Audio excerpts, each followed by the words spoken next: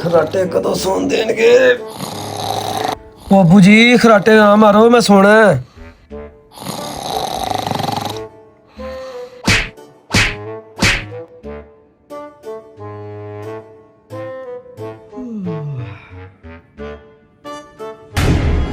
ਰਾਤ ਸਾਰੀ ਮੋਬਾਈਲ ਤੇ ਤੂੰ ਜਾਨ ਨਹੀਂ ਛੱਡਦਾ, ਸਵੇਰੇ ਫਿਰ ਤੇਰੀਆਂ ਅੱਖਾਂ ਨਹੀਂ ਖੁੱਲਦੀਆਂ। ਸੋ ਜਾ ਹੁਣ ਚੁੱਪ ਕਰਕੇ।